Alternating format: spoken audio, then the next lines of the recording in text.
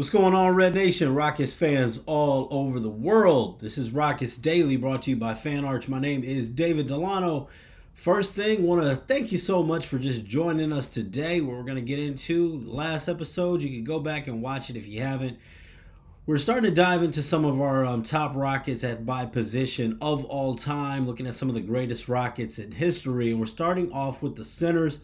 So on the last episode, we looked at 10 through 6. We're going to highlight a little bit. We're going to go over that 6 through 10 list, and we're going to get into the top 5 Rocket centers of all time.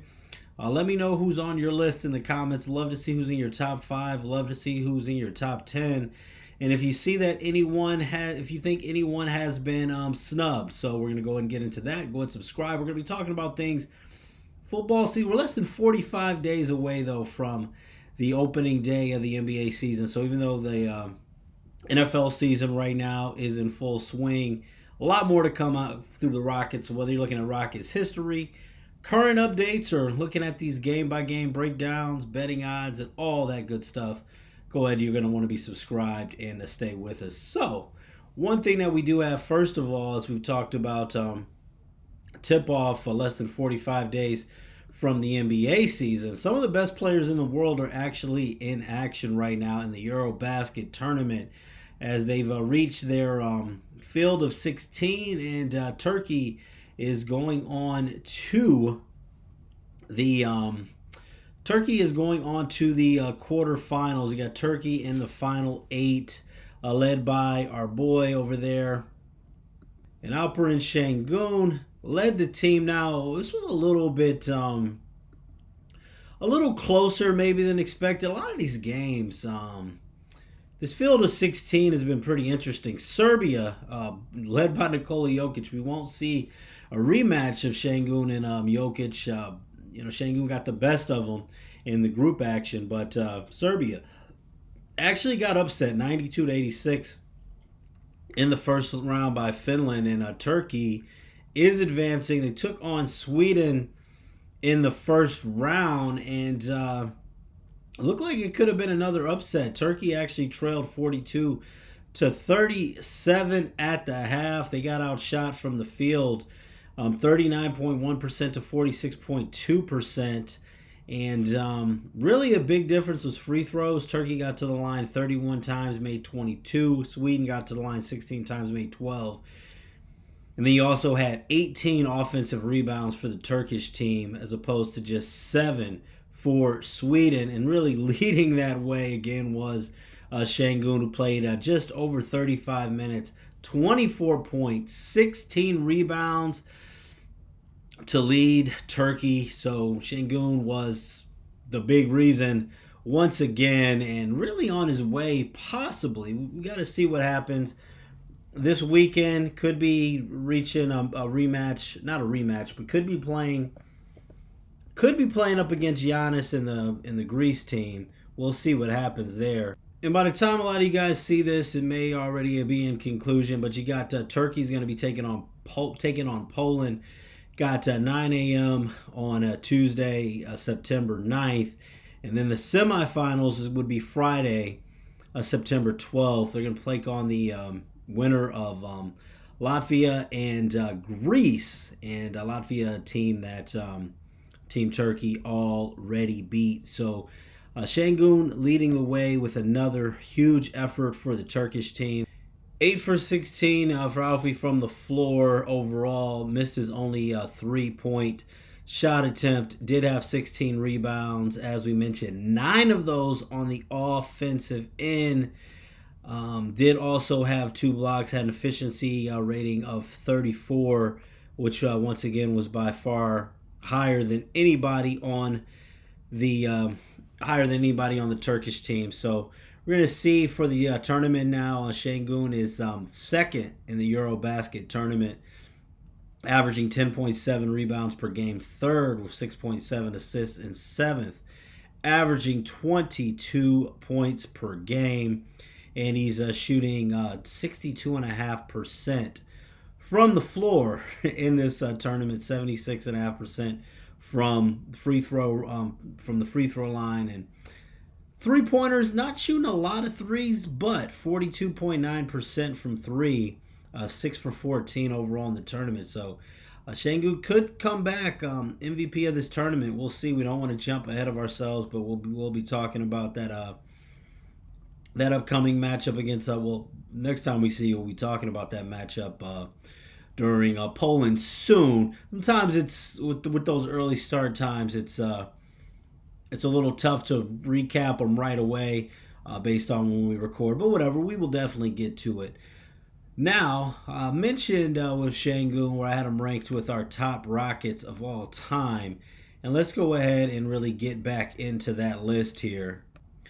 So, and thanks for all the comments and everyone who's been, I really do appreciate you chiming in with if there's any debate on these topics, but let's just go through 6 through 10 who I had here as the top 10 Rockets of all time. And I had Zayd Abdulaziz is number 10, Kevin Kunert is number 9, Clint Capella number 8, and we've got Sengun number 7, Dwight Howard number 6. Now I could definitely see here, got a little bit of debate over Sengun and Howard, and I'm giving Howard the little bit of an edge just due to a lot more playoff success with his a lot more playoff experience, I should say, during his time here with the Rockets. And this is something that probably obviously Dwight Howard, I mentioned, I don't want to, this is going to be more of a 1 through 5, so I mentioned this on the last episode, but he came obviously at a different time of his career where Alfie has started his career with the Rockets, so this is something that hopefully by this time next year, Sengun is higher up on the list, but this is for what it is. I had a comment about Dikembe Mutombo, who I thought about. Dikembe, definitely memorable, was a shell of himself at the time that he came. Still a defensive force, but I gave the edge to Zayd because Zayd actually, I mentioned, ranks number 1 all time for Rockets of any position in defensive rating. And Mutombo was up there, but Zayd got the nod and also had more points and rebounds. Like I said, Mutombo, definitely memorable. Zayd, going back to the 70s, not somebody that too many people probably really remember, but I'm diving in there. Number 10. So that's my that's my 6 through 10 here. All right, so I'm going to put number 5 and number 4 side by side here. Number 5 on my list, top Rockets of all time, is going to be Ralph Sampson, and number 4 is going to be Yao Ming. And I'm going to tell you guys that before I put this list together, just going top of the dome, and obviously, like, Ralph Sampson wasn't someone that I watched personally while he was playing. I mean, the things I've seen from Ralph Sampson have been going back and looking at tape and film and highlights and things like that. Where Yao Ming is someone that I did see play while he was in the NBA, and just based off of the things that I've heard in history and just being someone who loves the history of basketball, I initially came into this thinking that I was going to put Ralph Sampson ahead of Yao Ming on this list of top Rockets of all time. And one thing I do also want to say with this list of top Rockets of all time, I'm not considering this.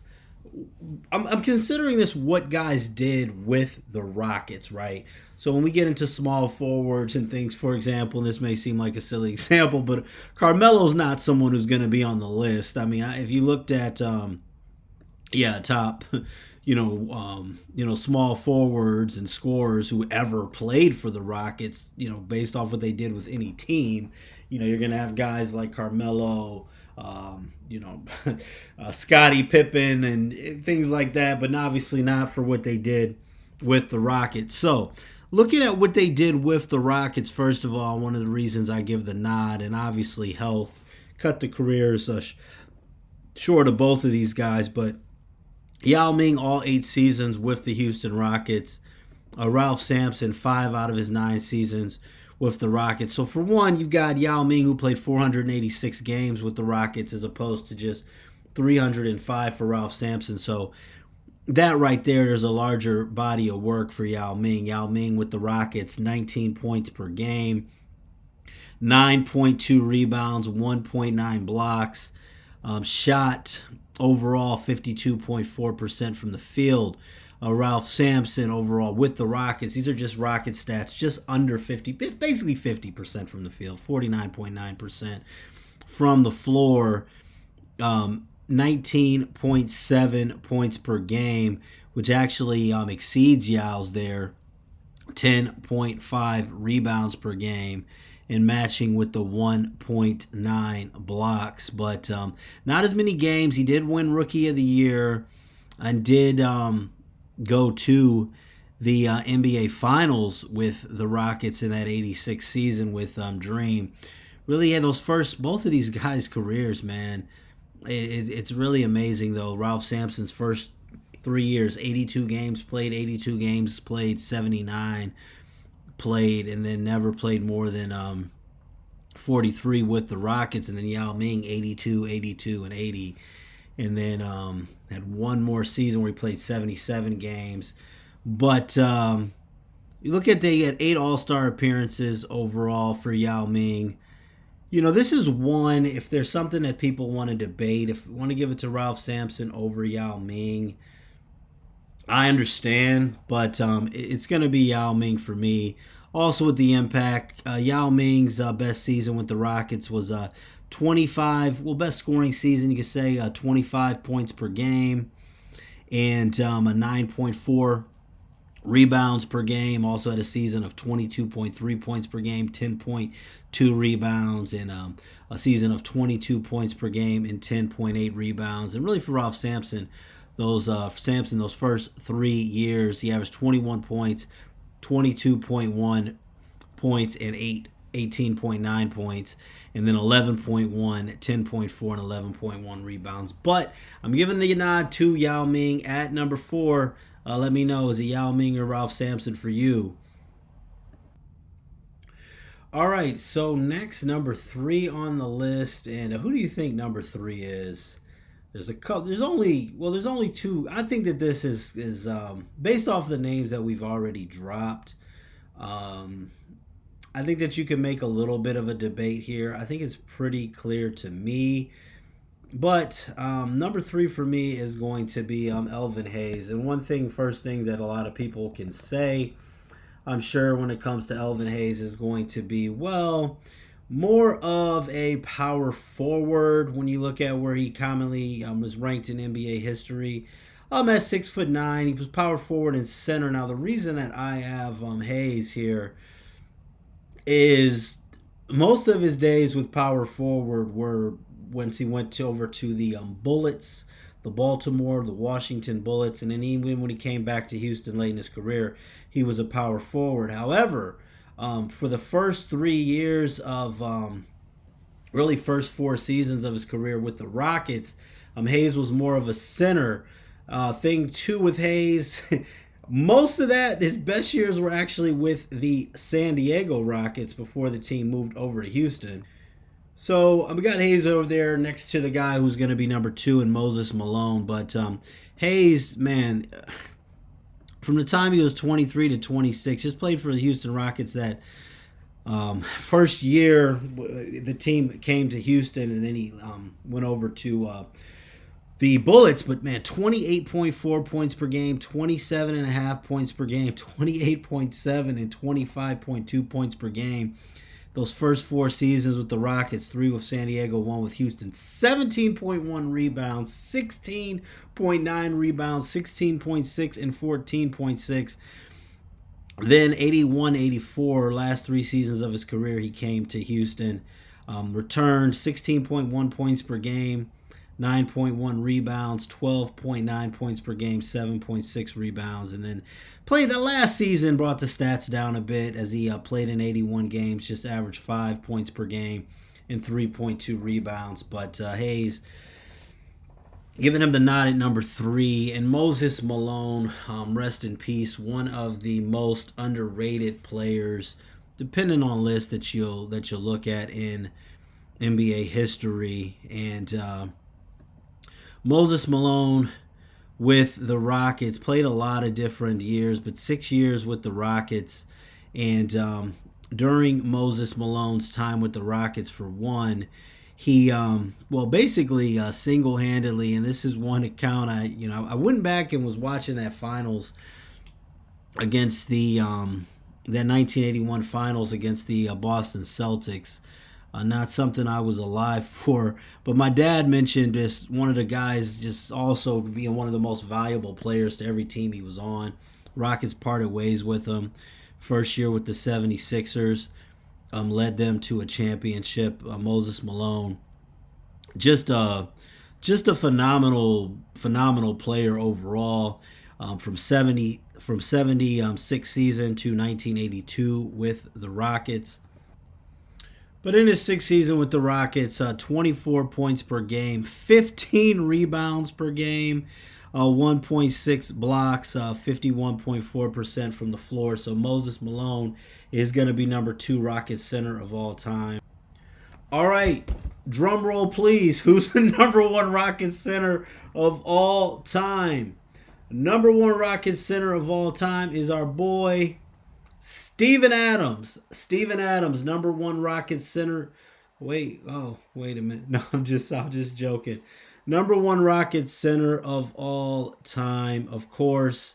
No debate. It's going to be Hakeem Olajuwon. Hakeem Olajuwon, 2-time champion, number 1 pick overall, 1984, 12-time All-Star, 2-time Defensive Player of the Year, Rockets all-time leader in points, rebounds, steals, and blocks. Hakeem Olajuwon, obviously the dream, is number 1. Often forgotten even that NBA Finals appearance back in the '86 season with Ralph Sampson. So right there, you'll see those are the top 5 Rocket centers of all time. You got the Dream number 1, Moses Malone number 2, Elvin Hayes 3, Yao Ming 4, Ralph Sampson number 5. Let me know what you guys think about the list. Thanks so much for watching Rockets Daily, brought to you by Fan Arch. Thanks so much. We'll be back with you tomorrow. God bless, and be good to each other out there.